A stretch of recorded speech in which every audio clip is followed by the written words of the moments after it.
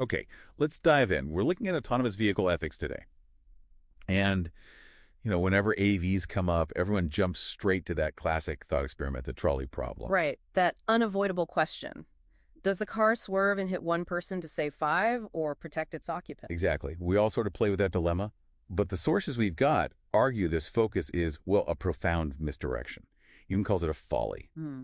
So our mission here is to figure out why that specific choice might be, almost irrelevant and uncover the real ethical knots in self-driving tech. Well, the fascinating part really is how the physics kind of gets there before the philosophy does. Engineers aren't actually debating sacrifice scenarios day to day. Hmm. Their main job, their mandate, is immediate harm mitigation. And that almost always means hitting the brakes hard Because of speed. because of kinetic energy. Remember, it increases with the square velocity ek equals 1/2 mv squared. Speed is the critical factor. So every single millisecond you can spend braking dramatically reduces the potential harm. And that's why swerving isn't really the go-to option. Precisely. Vehicle dynamics, they just show it's almost always less risky to brake straight. Swerving, that introduces huge uncertainty. You could lose control, right? Mhm. Or cause another crash. Exactly. You risk stability, and you dramatically increase the chance of a secondary collision, which could actually be far worse. Okay, so if physics basically dictates brake now, does that mean the AV's decision isn't really philosophical at the point of impact? It's Yeah. more calculations. Fundamentally, Hmm. yes. It's the outcome of ongoing, complex, probabilistic calculations.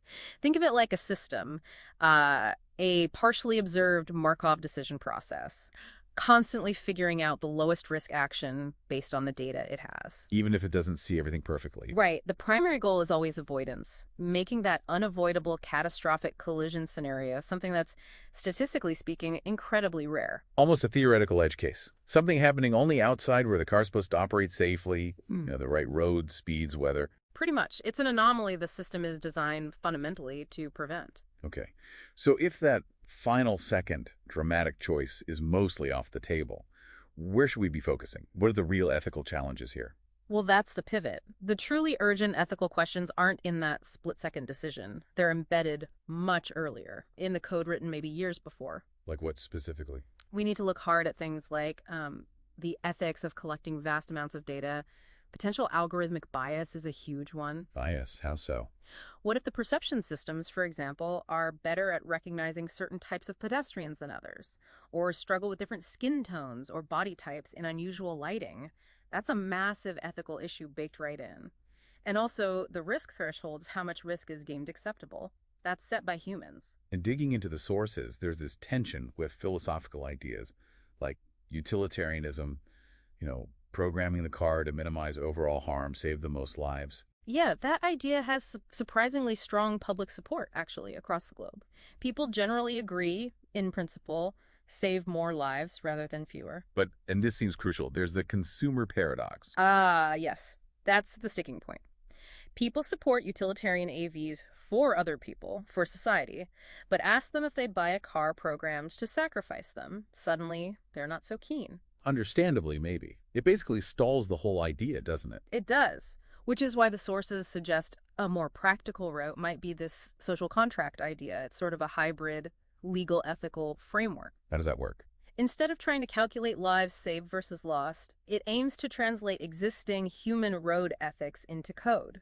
Things like our duty of care, following traffic laws, but also the accepted idea that you can break a rule if it's genuinely necessary to avoid a crash. So making the code reflect how responsible drivers are expected to behave now. Exactly. Making it verifiable, auditable, based on established norms, rather than these really difficult, maybe impossible, ethical calculations in the moment. So the big takeaway here feels like the ethical hot seat isn't really for the AI in that final second. It's firmly under the engineers, the designers, the policymakers, back when the system's rules are being written. Absolutely. The burden shifts upstream to the design phase, and this brings up a real governance problem. Look at the MIT moral machine experiment. Right. Millions of people gave their input on who to save. And you saw some consensus like saving more lives, sparing younger people, but it also exposed deep cultural biases. How so? Well, for instance, how people felt about saving jaywalkers versus law-abiding pedestrians varied a lot depending on how strong the rule of law is perceived to be in their country. If you just programmed based on that raw data, you'd essentially be coding discrimination. Wow, okay. That's complex. It really is. So let's end with a practical thought, something directly impacting you, the listener. Liability is shifting, right? Away from the driver towards the manufacturer. Strict product liability. That's the direction things are moving, yes. So, determining fault after a crash. It hinges entirely on the car's internal data. The logs, the sensor readings, its decision path, the black box, essentially. Here's the question then. What does it mean for consumer protection when the only evidence showing what happened and potentially proving fault is controlled entirely by the manufacturer, who is also the one potentially liable? That feels like it needs a serious, urgent conversation about data transparency and independent access. Something to think about.